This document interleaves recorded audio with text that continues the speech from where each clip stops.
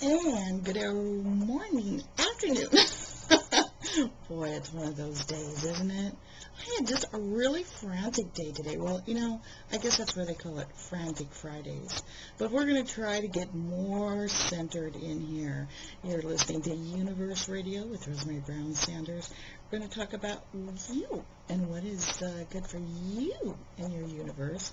It's personal growth and exploration that we're going to look at today.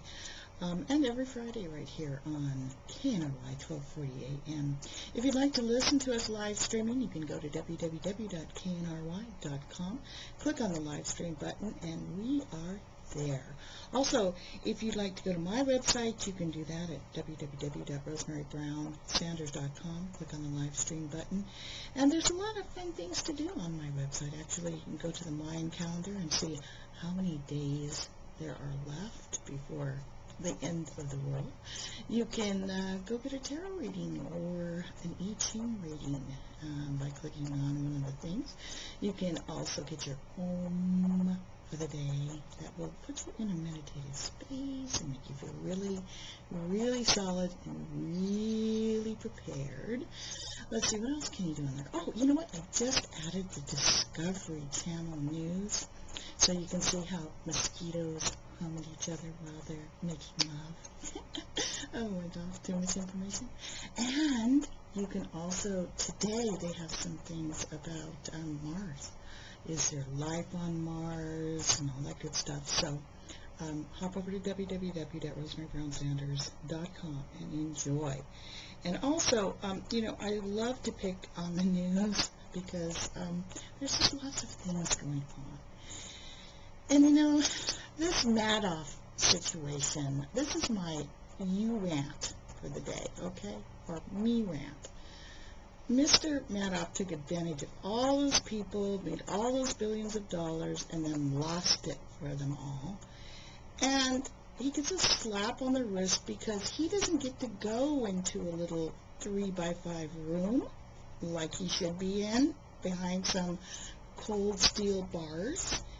He gets to stay in his penthouse in New York. What is that about? Excuse me? I think, he needs a reality check here. When you do things, bad things like that to good people and innocent people, you do not get to call for room service. You don't have your maid coming in, and you don't have your sushi chef cutting you sushi. Okay? Yes, one of his business investors did. I think he was 74 years old, and I believe he was out of Germany, whatever. So, yeah, they certainly are totally affected, and yet he's in his penthouse. Oh, my God. See, this is what I'm talking about, and I know that you probably have some rants and rages of your own. What we're going to do today also is, I'm the psychic, so I do psychic readings. I do look at your numbers and your numerology.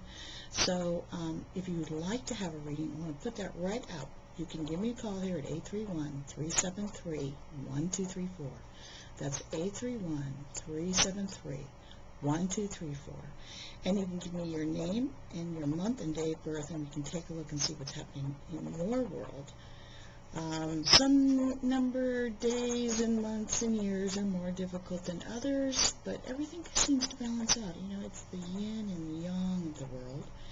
And if you'd like to know about where you're yin or yang in, you can give me a call here at 831-373-1234. Also want to go to another news article. I think this was a really fascinating. This is out of CNN.com. It came up yesterday. And it's about why so many minds think alike and how we're so pressured to conform to what other people want us to do and how we change our minds. It says you're in a room with 10 other people who seem to agree on something, but you hold the opposite view. Do you say something, or do you just go along with the others? Decades of research show people tend to go along with the majority view, even if that view is objectively incorrect. Now scientists are supporting those theories with brain images. And a new study in the journal Neuron shows when people hold an opinion differing from others in a group, their brains produce an error signal, a zone of the brain popularly called the oops area because extra active, while the reward area slows down, making us think that we are too different. Now, the way they did this study is that they had participants, all female, had to rate 222 faces based on physical beauty on a scale from 1 to 8. Afterwards, the researchers told each participant either that the average score was higher or that it was lower than her rating. Some participants were told the average rating was equal to her rating. So the researchers then chatted with the participant before suddenly asking the participant to do the rating again. And most subjects changed their opinion toward the average. And I always thought, well, maybe this is just a peer pressure group thing, when you're an adolescent.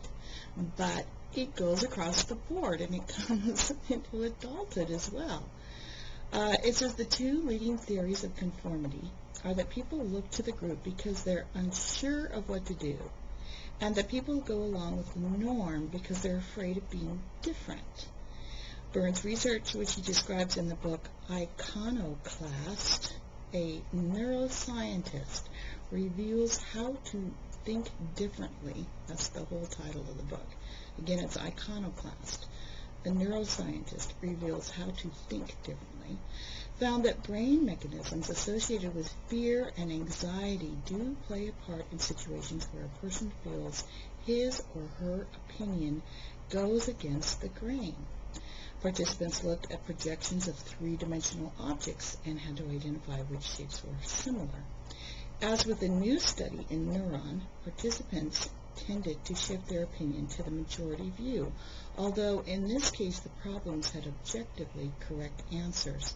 The effect was also more potent in this experiment because actors were in the room to simulate a group with a shared opinion, he said. But brain images revealed participants were not lying just to fit in. Changes in the activation of the visual part of the brain suggest the group opinion actually changed participants' perceptions of what they saw. And one reason behind conformity